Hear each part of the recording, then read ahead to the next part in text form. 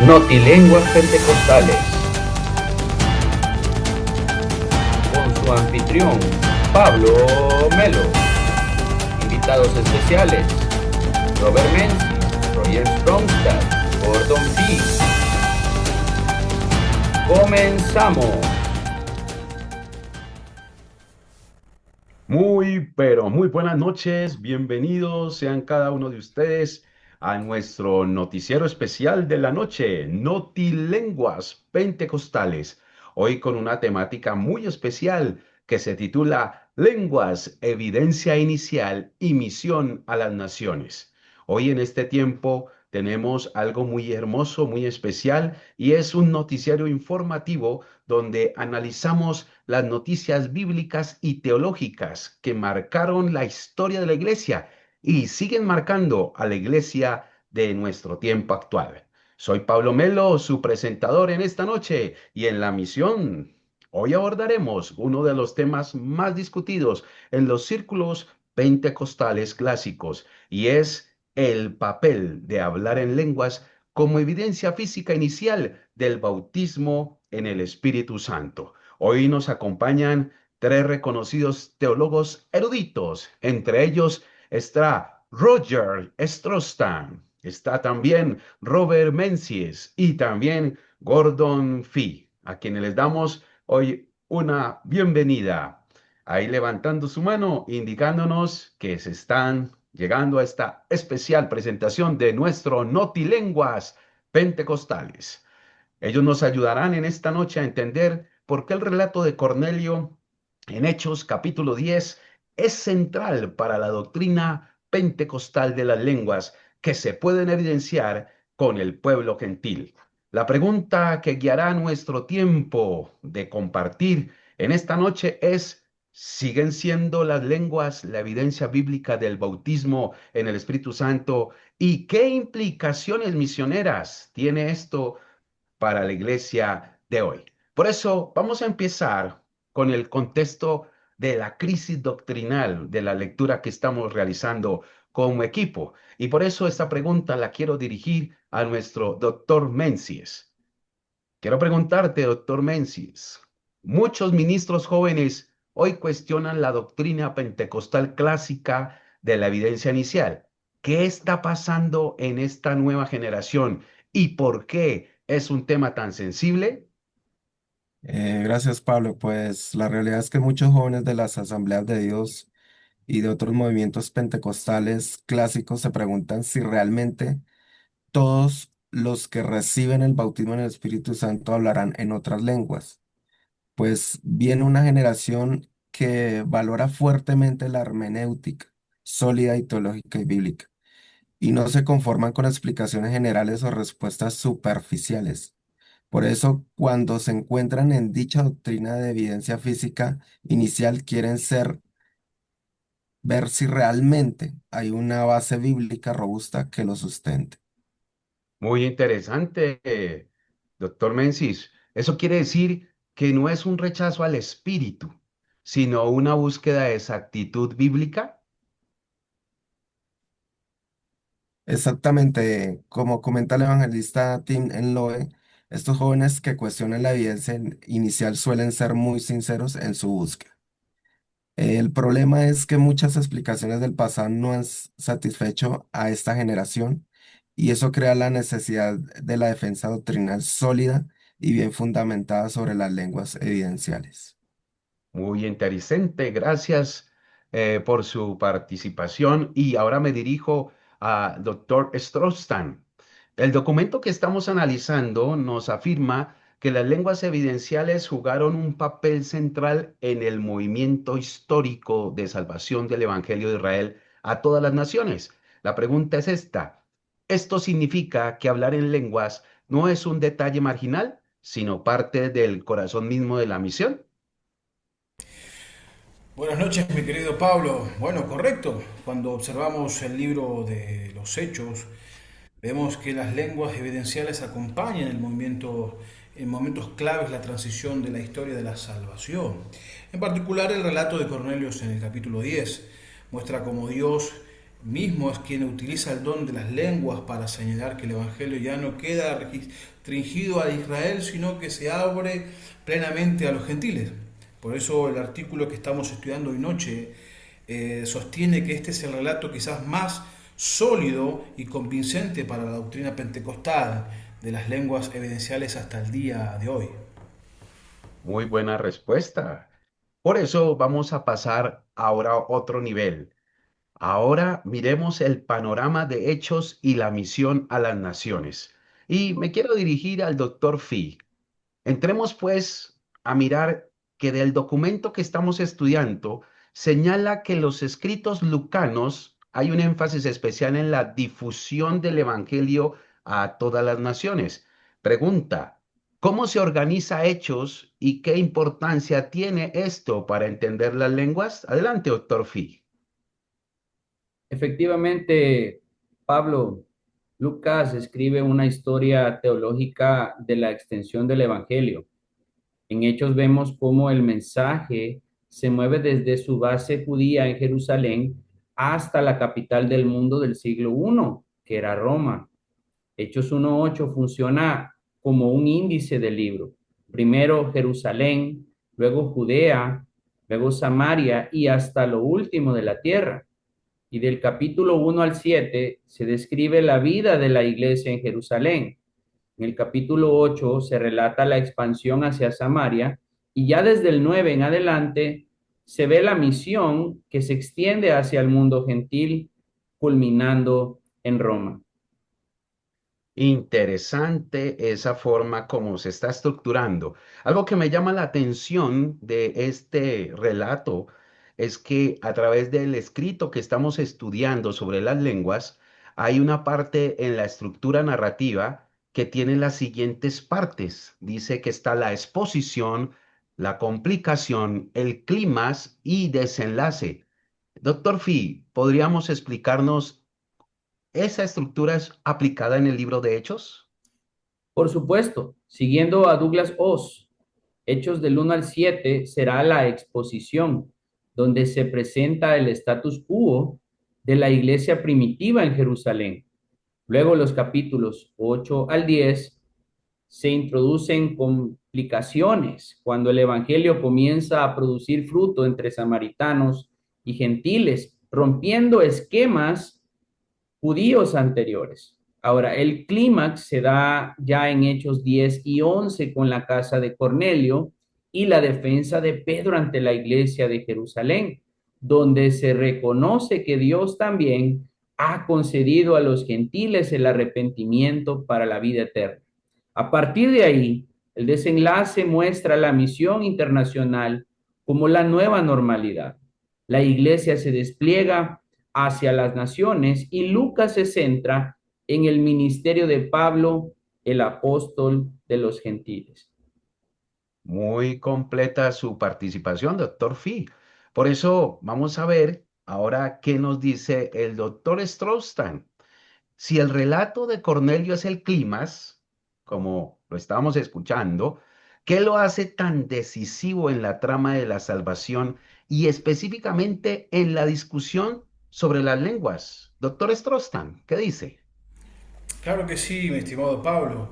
Es decisivo porque resuelve la pregunta de que si los gentiles pueden ser plenamente miembros del pueblo de Dios sin hacerse judíos. En Hechos 11:18 la iglesia de Jerusalén reconoce que Dios ha concedido a los gentiles el arrepentimiento para la vida. Y esa conclusión se apoya precisamente en la experiencia del Espíritu, evidenciada por el hablar en lenguas.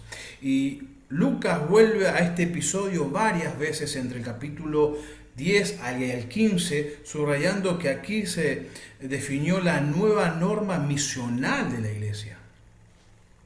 Interesante, por eso vamos avanzando porque la historia es continua y vamos a mirar allí con el doctor Menzies qué pasó en Hechos 10, donde el documento que estamos leyendo y estudiando afirma que el mayor obstáculo para la expansión mundial del Evangelio era el prejuicio judío contra los gentiles. Pregunta, ¿hasta qué punto este abismo cultural impide la misión, doctor Menzies?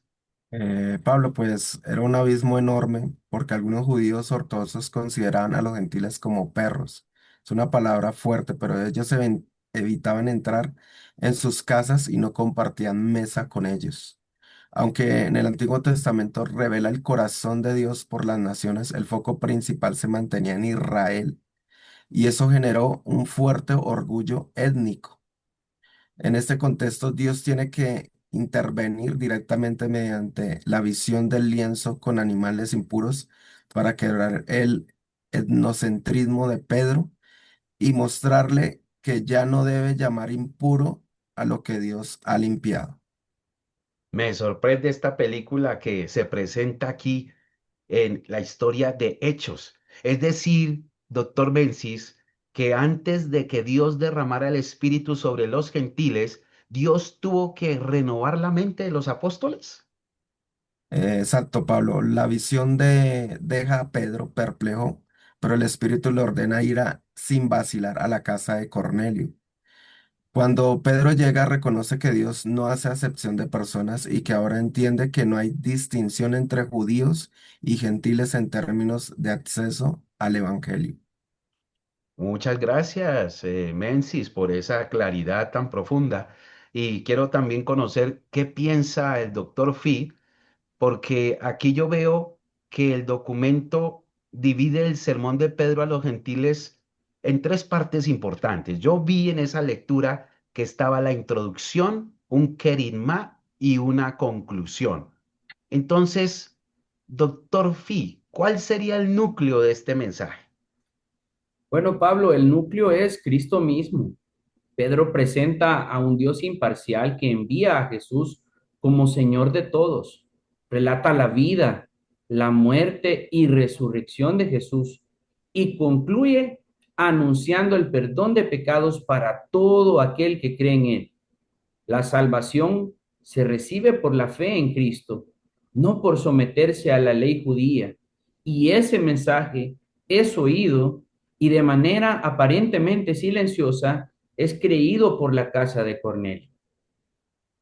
Oiga, esto está muy interesante y por eso vamos a entrar a este tema que nos compete muy importante para nosotros y es acerca del Pentecostés gentil y las lenguas como esa evidencia. Y quiero preguntarle al doctor Straustan, el documento que estamos estudiando dice que mientras Pedro aún hablaba, el Espíritu interrumpe y sobreviene lo que se llama el Pentecostés gentil. Cuéntanos, doctor Straustan, ¿qué destaca usted de este momento? Bien, mi estimado Pablo, destaco dos cosas importantes. Primero, la soberanía del Espíritu. Llega sin imposición de manos, aún antes del bautismo en el aguas, dejando claro que Dios acepta a los gentiles directamente por fe. Y lo segundo es que la continuidad con el Pentecostés. Lucas usa los mismos verbos, el Espíritu cae y es derramado, conectando este evento con Hechos 2 en el Pentecostés samaritano en Hechos 8. Entonces, Pedro mismo al recordar lo sucedido entiende que se trata del cumplimiento de la promesa del Maestro sobre el bautismo en el Espíritu Santo. Muchas gracias, doctor Straustan. Y también me gustaría preguntarle a Menzies sobre el texto que estamos analizando, que nos ha parecido sobre el tema de las lenguas muy interesante. Y es que dice que en este pasaje encontramos la enseñanza más clara y explícita sobre las lenguas como prueba del bautismo en el Espíritu. La pregunta es para el doctor Menzies, ¿por qué lo considera una evidencia tan contundente? Pablo, porque Lucas responde la pregunta, ¿cómo supieron los judíos que los gentiles habían recibido el Espíritu? Y pues la forma directa porque los oían hablar en lenguas sin magnificar a Dios. La conjunción porque indica casualidad, es decir, la razón por la que concluyen que el Espíritu fue derramado es precisamente el fenómeno audible de las lenguas. Los escucharon. Además, Pedro subraya que fue el mismo don que ellos recibieron al principio, trazando el paralelismo más explícito entre ambos otorgamientos del Espíritu. Muchas gracias, pero me gustaría también conocer qué opina el doctor Fee Si algunos argumentan que las lenguas en Hechos 10 no son las mismas que en Hechos 2, ¿cómo responder a esa argumentación? Bueno, se responde apelando a la interpretación de Pedro. Él dice que el Espíritu cayó sobre los gentiles como sobre nosotros al principio y que Dios les concedió el mismo don. Para Lucas y para Pedro no hay dos fenómenos distintos, sino una misma manifestación del Espíritu, audible y clara, que deja sin argumento a cualquier opositor. Por eso comentaristas modernos y padres de la Iglesia coinciden al ver en las lenguas el signo visible de la recepción del Espíritu Santo en este relato. Eso quiere que nos lleve a algo más importante y más profundo, y es que las lenguas tienen una igualdad e identidad pentecostal. Y sobre este punto, el doctor Strouksan me gustaría que analizara esto. Eh, Pregunto, ¿su merced podría ampliar esta idea sobre esa parte de que las lenguas evidenciales no solo prueban que el Espíritu fue recibido, sino que legítimamente hay una igualdad entre judíos y gentiles en la comunidad cristiana? ¿Qué opina?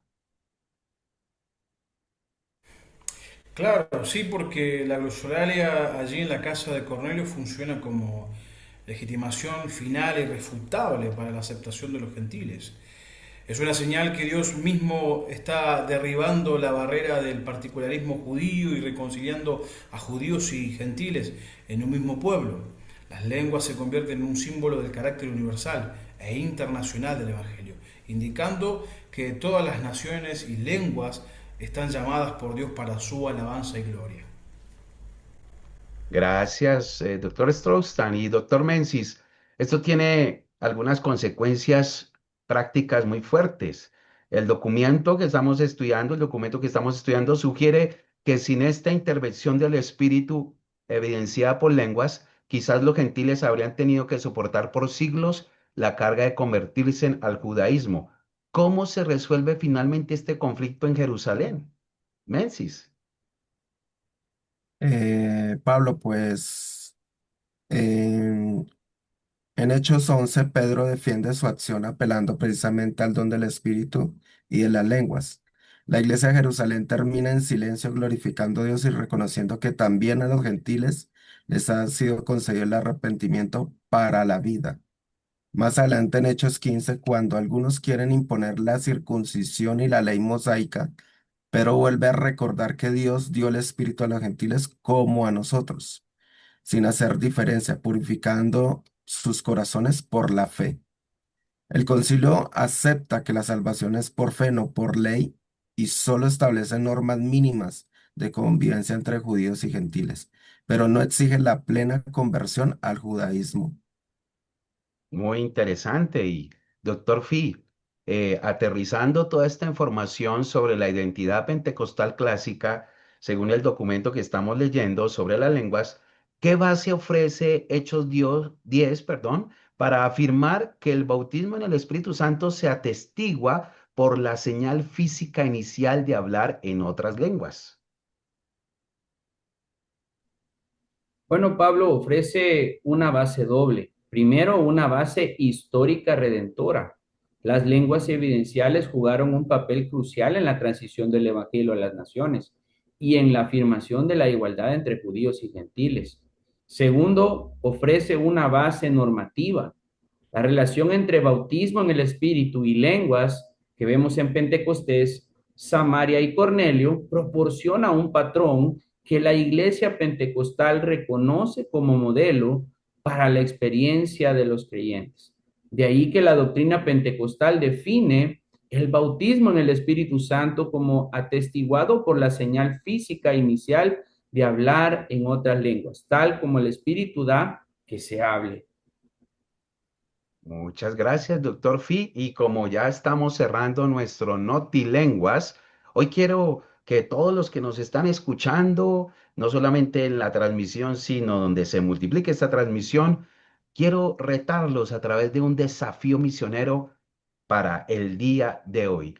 Y quiero solicitar a cada uno de nuestros panelistas para que por favor, nos den una frase final, un consejo final dirigida a esta generación joven de pastores y líderes que nos ven y que aman la exégesis y la teología bíblica lucana, pero todavía tienen sus dudas y pueden levantar argumentos sobre las lenguas evidenciales. Piénsenlo y compartan la obra. Adelante, doctor Strostan. Bueno, Pablo, yo les diría a estas nuevas generaciones de ministros que no vean a las lenguas como solamente un distintivo denominacional, sino como un don profundo, enraizado en la historia de la salvación, que reconoció y proclamó desde la casa de Cornelio que el Evangelio es para todas las naciones. Gracias, doctor Rogers Strostan. Y Menzies, ¿qué opina? ¿Cuál es el consejo que nos regalas? Pues animaría a estudiar Hechos capítulo 10, 11 y 15 con una mente abierta y un corazón humilde. Pues si vemos, las lenguas evidenciales fueron la prueba con la que Dios mismo testificó a favor de los gentiles. Y que esa misma experiencia sigue recordándonos hoy que ninguna barrera étnica o cultural puede limitar la obra del Espíritu. Gracias, doctor Robert. Y doctor Fitz, haga el cierre con ese broche de oro. Bueno, a la generación que anhela rigor bíblico le diría lo siguiente. La doctrina pentecostal de la evidencia inicial no se basa solo en tradición, sino en una lectura atenta de la narrativa lucana. Si las lenguas fueron el signo que convenció a la iglesia del siglo I, no las subestimemos ahora en el siglo XXI. Eso me encanta, me encanta. Y puedo decirles algo muy profundo y que es determinante para cada uno de nosotros que estamos acá y para las postreras generaciones. Hemos estudiado un documento donde se relaciona todo sobre las lenguas en el libro de los Hechos. Y con estos tres teólogos nos han recordado que cada vez que hablamos en lenguas, estamos declarando que todos los pueblos y lenguas fueron creadas para la alabanza de Dios y deben ser evangelizados, incluyendo las etnias y los grupos lingüísticos a los que no entendemos su dialecto. El bautismo en el Espíritu Santo, evidenciado por el hablar en lenguas, no es un lujo opcional, sino un suministro de poder espiritual para la tarea misionera. Hoy quiero cerrar concluyendo que la iglesia pentecostal empoderada de nuestro tiempo hable en lenguas y marche como una fuerza misionera llena del Espíritu, proclamando el mensaje universal de Cristo hasta lo último de la tierra y establecer el reino de Dios. Y como dice el Padre nuestro, que la voluntad divina que pasa en el cielo, así también sea en la tierra, como referencia a Mateo 6:10. Bueno, yo me despido con este hermoso grupo de teólogos. Soy Pablo Melo con el Ministerio de Licencia de Comunicaciones 700816 y nos despedimos a la distancia con nuestros tres invitados en nuestro programa tremendo Notilenguas, con un análisis de la lectura sobre las lenguas en la teología lucana. Dios les bendiga y hasta una próxima emisión.